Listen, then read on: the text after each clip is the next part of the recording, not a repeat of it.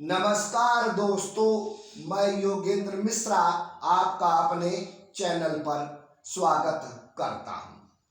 दोस्तों, आज हम बात करेंगे वैवाहिक जीवन के बारे में, मैरिज लाइफ के बारे में।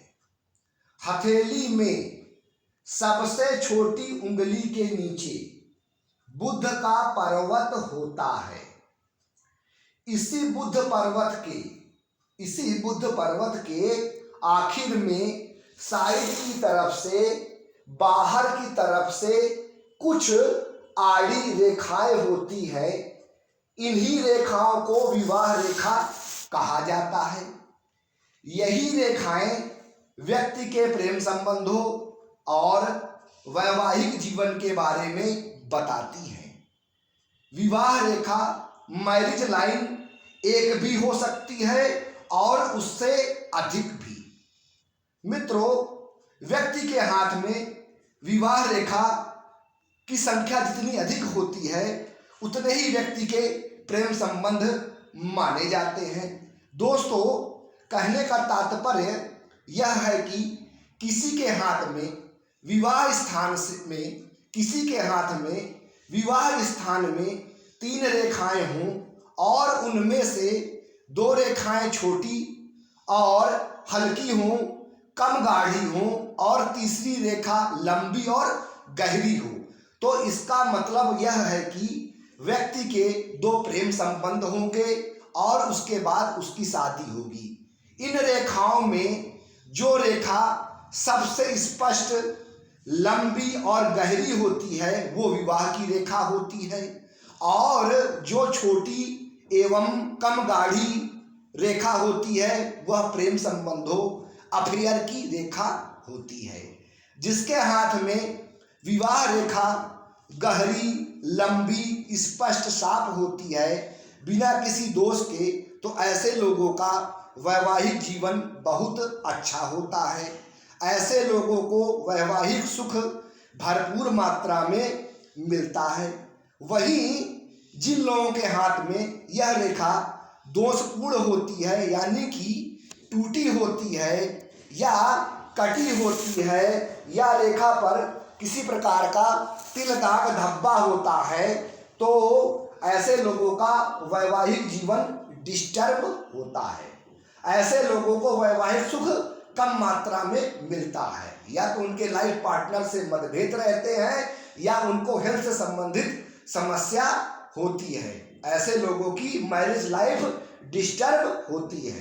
दोस्तों, मैरिज लाइफ की कुछ स्थितियों के बारे में जान लेते हैं।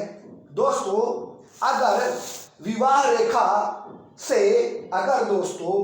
रेखा से 2 शाखाएं निकल रही हों तो यह अच्छा नहीं माना जाता।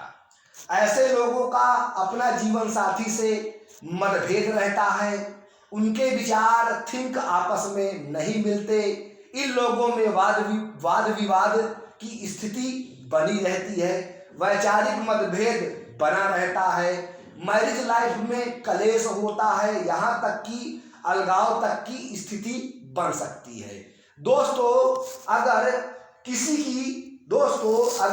की विवाह रेखा पर क्रॉस का निशान बन रहा हो, किसी के विवाह रेखा पर क्रॉस का निशान बन रहा हो तो यह बहुत अशुभ माना जाता है।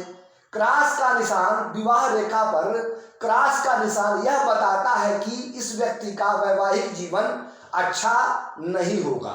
ऐसे लोगों की मैरिज लाइफ बहुत खराब होती है। वहीं जब इस विवाह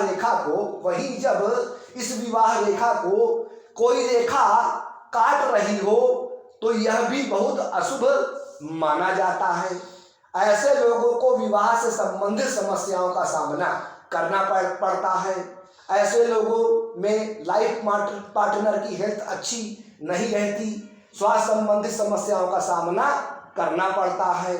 ऐसे लोगों को संतान प्राप्ति में भी बहुत समस्या आती है, यहाँ तक कि ऐसे लोगों को संतान का सुख भी नहीं मिल पाता। दोस्तों, जिन लोगों की विवाह रेखा ऊपर की ओर उठकर सबसे छोटी उंगली के मूल में प्रवेश कर जाती है तो ऐसे लोगों को भी वैवाहिक सुख अपने जीवन में नहीं मिलता। कहने का मतलब यह है कि ऐसे लोगों का तो पहले विवाह होता ही नहीं, अगर विवाह हो भी गया तो विवाह चलता नहीं, अलगाव की स्थिति तुरंत बन जाती है। कुल मिलाकर ऐसे लोगों को वैवाहिक सुख नहीं मिलता जिनकी विवाह रेखा ऊपर की ओर उठकर सबसे छोटी उंगली के मूल में प्रवेश कर जाती है। ऐसे लोगों को अपने जीवन में वैवाहिक सुख मिलता ही नहीं है मित्रों, ये कटु सत्य है मित्रों। वहीं जब यह विवाह रेखा नीचे की ओर मुड़कर हृदय रेखा को काटकर आगे निकल जाती है तो यह भी बहुत खराब माना जाता है। ऐसे लोगों की मैरिज लाइफ सदैव डिस्टर्ब रहती है, ऐसे लोगों को भी अपने जीवन में अच्छा वैवाहिक सुख नहीं मिलता, ऐसे लोगों का तलाक तक हो जाता है। यह स्थिति विवाह में तनाव अलगाव की स्थिति को दिखाती है। ऐसे लोगों को कोर्ट केस एवं